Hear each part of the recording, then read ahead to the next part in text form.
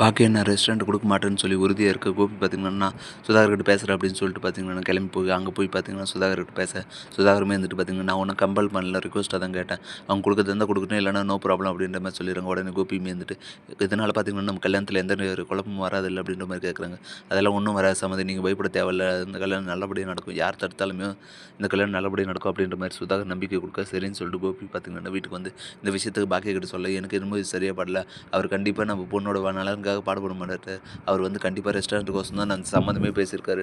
நான் தான் சொல்கிறேன், ஆனால் நீங்கள் வந்து என் பேச்சை மதிக்க மாட்டீங்க அப்படின்னு சொல்லி, நீ எதை நினச்சும் கவலைப்படாத பாக்கி, அந்த கல்யாணம் நல்லபடியாக நடக்கும் அப்படின்னு சொல்லிட்டு அமைதியாக கேட்குறாங்க. அது மாதிரி ரிசப்ஷன் டேட்டும் வருது பார்த்தீங்கன்னா, சாயந்தரம் வந்து எல்லாருமே வந்துட்டு ரிசப்ஷனுக்கோசம் ரெடி ஆகிட்டு இருக்க டைமில் சுதாகருமே வந்துட்டு பார்த்தீங்கன்னா, பாக்கியா கிட்ட வந்து, என்ன பாக்கியா நான் சொன்னதில் என்ன முடிவு பண்ணியிருக்கீங்க அப்படின்னு சொல்லி, நான் தான் முடிவு சொல்லிட்டேன் இல்லையா, நான் என் ரெஸ்டாரண்ட்டை யாருக்காகவும் விட்டு கொடுக்க மாட்டேன் அப்படின்னு சொல்லி, அப்போ நீங்கள் இவ்வளோ தான் உன் பொண்ணுக்காக பாடுபடுறீங்க அப்படி தானே, சரி அப்படின்னா இதோட இந்த கல்யாணத்தை வந்து நிறுத்திடலாம், இதுக்கு மேலே வந்து இதில் தொடர்றது எனக்கு விருப்பம் இல்லை அப்படின்ற மாதிரி சொல்ல, அது உங்களோட விருப்பம், ஆனால் நான் வந்து என் ரெஸ்டாரண்ட்டை கொடுக்க மாட்டேன் அப்படின்னு சொல்ல, சபாஷ் நீங்கள் வந்து உங்கள் பொண்ணோட நலனுக்காக பார்க்க மாட்டீங்க, ரெஸ்டாரண்ட்டுக்கோசம் தான் பாடுபடுறீங்க அப்படின்ற மாதிரி சொல்ல, என் பொண்ணுக்காக நான் நிறையவே செஞ்சுட்டேன், ஆனால் எதுக்கோசமும் வந்து என் ரெஸ்டாரண்ட்டை வந்து விட்டு கொடுக்க மாட்டேன், அது என்னோட உழைப்புக்கான அங்கீகாரம், நான் யாருக்கோசமும் விட்டு தர மாட்டேன் அப்படின்ற மாதிரி சொல்கிறாங்க. சரி அப்படின்னா பார்த்துக்கலாம் அப்படின்ற மாதிரி சுதாகர் பார்த்திங்கன்னா எல்லாரையும் வந்துட்டு கிளம்ப சொல்ல, அந்த டைமில் கோபி பார்த்திங்கன்னா, என்ன சம்மந்தி இப்படி என்னாச்சு, ஏன் திடீர்னு வந்து எல்லாத்தையும் நிறுத்திக்கிட்டு கிளம்ப சொல்கிறீங்க அப்படின்னு சொல்ல, இல்லை உங்கள் ஒய்ஃப் பார்த்திங்கன்னா நான் இவ்வளோ சொல்லியும் கேட்காம இந்த ரெஸ்டாரண்ட்டை கொடுக்க மாட்டேன்னு அடம் பிடிக்கிறாங்க. அப்படி இருக்கும்போது நான் எதுக்காக இது பண்ணணும்?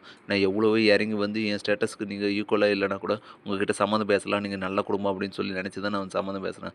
ஆனா நீங்க என்னடான்னா ஜஸ்ட் ஒரு ரெஸ்டாரண்ட் பார்த்தீங்கன்னா, பேர் மட்டும் தான் மாறப்போகுது.